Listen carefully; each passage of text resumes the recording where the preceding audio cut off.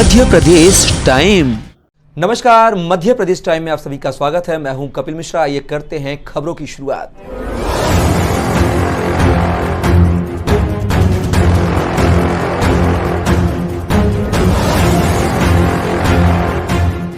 नौगांव के शासकीय बापू महाविद्यालय महज 3 साल में ही खंडहर में तब्दील होते हुए दिखाई दे रहा है। कॉलेज की बिल्डिंग में चारों ओर दरारें ही दरारें हैं। आपको बता दें, 3 साल पहले इस महाविद्यालय का निर्माण मध्य प्रदेश शासन ने 6 करोड़ 50 लाख रुपए की लागत से PIU के माध्यम से ठेकेदार मेसर्स हर गोविंद गुप्ता के द्वारा निर्माण कार्य करवाया गया था।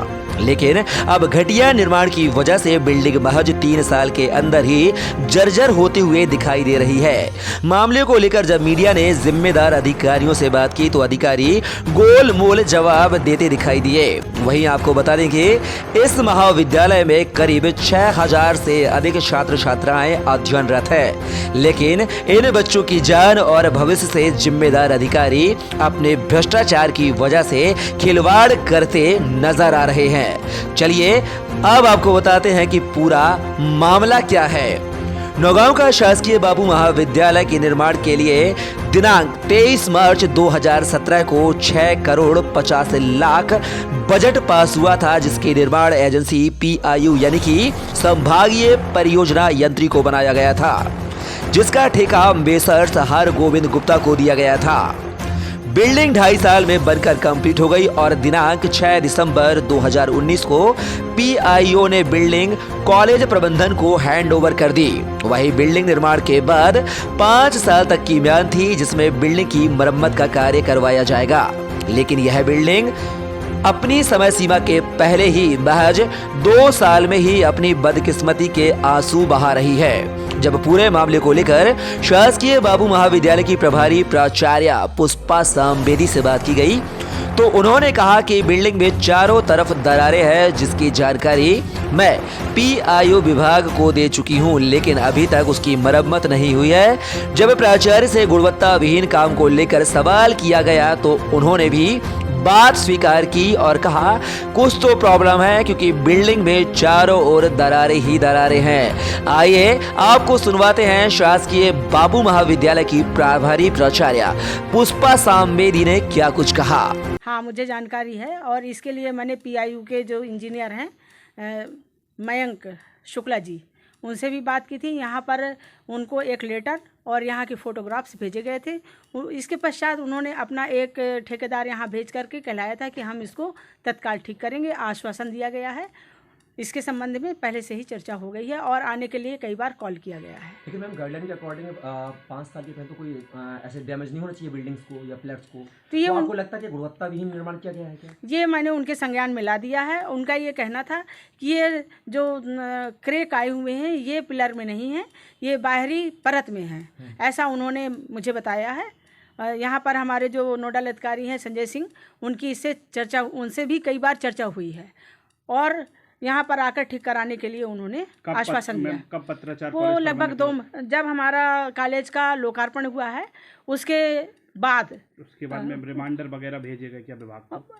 चर्चा की गई है, फ़ोन से चर्चा की गई है और रिमाइंडर आज ही अभी हम फिर से वहाँ पर बिल्डिंग में साफ़ सफाई करवा रहे हैं, तो इसके विषय में हम लोगों ने चर्चा की है कि उनको बुला करके बताना है और कहना है कि अभी तक कोई ठीक करने के लिए नहीं आया है।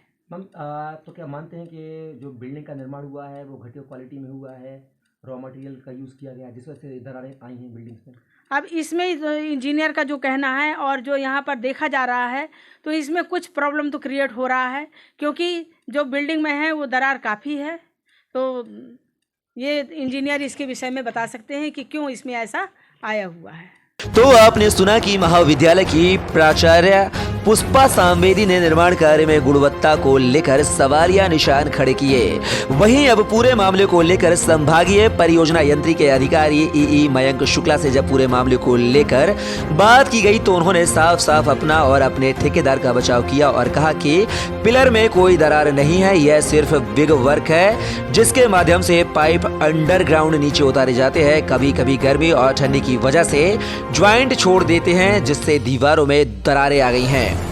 कॉलम और बीम में कोई प्रॉब्लम नहीं है, वहीं गुणवत्ता की कमी नहीं मान रहे हैं। लेकिन ई साहब अगर बाहर का ये हाल है, लेकिन अंदर की तस्वीरें भी तो देखिए आप।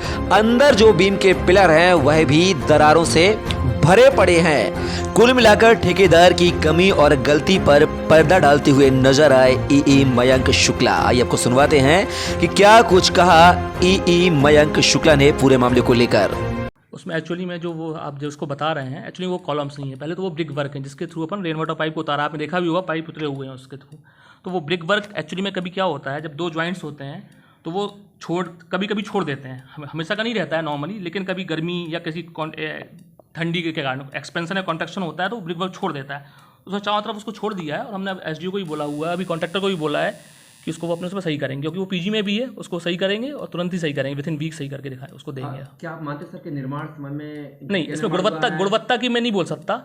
इसमें ये होता है कि ये कहीं ना कहीं थोड़ा सा वर्कमैनशिप, जैसे अब उसने जुड़ाई की होगी, हो सकता है कहीं वर्कमैनशिप में लापरवाही रह गई हो, इस कारण वो क्रैक्स आए। उससे कोई स्ट्रक्चरली में उसमें कोई दिक्कत नहीं है, वो केवल ब्रिक वर्क ही क्रैक हुआ है। आप कहीं भी देखें ब्रिक वर्क हुआ है, मेन स्ट्रक्चर कॉलम्स या बीम्स में कहीं कोई ऐसी दिक्कत नहीं है। तो सर क्या अभी शुरुआत 3 साल में शुरुआत सर इसकी हो गई है जो ब्रिक वर्क की बोल रहे हैं, इसमें क्या आने वाले समय में आपको लगता है कि कुछ मेजर फॉल्ट भी हो सकते हैं? नहीं, मेजर फॉल्ट नहीं हो सकते, क्योंकि अगर ये मेजर फॉल्ट होते, देखिए कभी भी अगर कोई ऐसा स्ट्रक्चरली होता है तो वो इमीडिएटली आता है, with in 6 months, with in 1 year ऐसा होता है। ऐसा नहीं कि 10 साल बाद कोई स्ट्रक्चरली ऐसा कोई, अगर स्ट्रक्चरली होता तो आपको कहीं भी दिखता। स्ट्रक्चर क्रैक होता तो अंदर भी क्रैक्स होते, या आपका फ्लोर सेटलमेंट भी होता, तो स्ट्रक्चर क्रैक कुछ नहीं है, केवल वो आपका ब्रिक वर्क ने छोड़ दिया है उसको, इसलिए वो क्रैक्स आए हैं और उसको सही कराएंगे। कॉलेज प्रबंधन ने लगातार पत्राचार करने के बाद भी सही नहीं कराया गया, इसका क्या कारण? कॉलेज को कोई हमारे पास ऐसा लेटर नहीं आया। एक बार आया था, उसको हमने सही भी कराया था, बहुत पहले आया था, मेरे आने से पहले शायद आया होगा, हो सकता है। वहाँ की प्राचार्य ने बताया है कि सर 3 साल से अभी तक शिलान्यास का पत्थर तक कॉलेज में नहीं लग पाया। इसकी पत्थर देखिए, पत्थर लगवाने का तो हमने शिलान्यास कराया, पत्थर लगवाने की उनकी जिम्मेवारी थी, उन्होंने नहीं लगाया पत्थर। अभी हमसे बोलेंगे तो हम उसको लगवा देंगे, उसमें कोई इशू नहीं है। सर क्या आपने बिल्डिंग का मौका मुआयना निरीक्षण किया है? अभी मैंने नहीं किया, मैं अपने एसडीओ को बोलता हूँ, इतना कि मैं भी देख लेता हूँ। सर वहाँ की प्राचार्य कहना है कि पीआईओ को उन्होंने पत्राचार किया है, ओरली भी कई बार बोला हुआ है। नहीं, मेरे पास उनका कोई भी ऐसा कोई कॉल नहीं आया अभी तक। एक बार जरूर मेरे पास मैसेज आया था, तुरंत मैंने आदमी भी भेजे थे, उसके बाद सही भी कराया था। जो ये वाली चीज़ जो आप चीज़ बता रहे हैं, ये तो कोई अभी तत्काल में कुछ चीज़ डेवलप हुई है, इसको भी हम सही करा देंगे, कोई ऐसा मेजर इशू नहीं है। तो मयंक शुक्ला साहब को बिल्डिंग में पड़ी दरारें महज छोटी सी मिस्टेक नजर आ रही है। बहरहाल जब मामले को संज्ञान में लेकर नौगांव एसडीएम और शासकीय बापू महाविद्यालय के जन भागीदारी के अध्यक्ष विनय द्विवेदी से पूरे मामले को लेकर बात की गई, तो उन्होंने कहा पीआईओ से पूरे मामले को लेकर जवाब मांगूंगा। अगर मामले में गड़बड़ी पाई जाती है तो दोषी अधिकारियों पर कार्यवाही भी की जाएगी। आइए आपको सुनवाते हैं नौगांव एसडीएम विनय द्विवेदी ने क्या कुछ कहा पूरे मामले को लेकर। आपने हमें अभी अवगत कराया है, इसको हम दिखवाएंगे, जांच करवाएंगे। अगर इसमें इस प्रकार के जो बताया गया अगर ऐसा पाया जाता है तो वैधानिक कार्रवाई की जाएगी। सर कहीं ना कहीं इसका माना जाए कि सर गुणवत्ताहीन काम हुआ है सर, ये देखने पर मालूम पड़ेगा। कैसा देखेंगे, अगर गलत काम हुआ होगा तो कार्रवाई की जाएगी।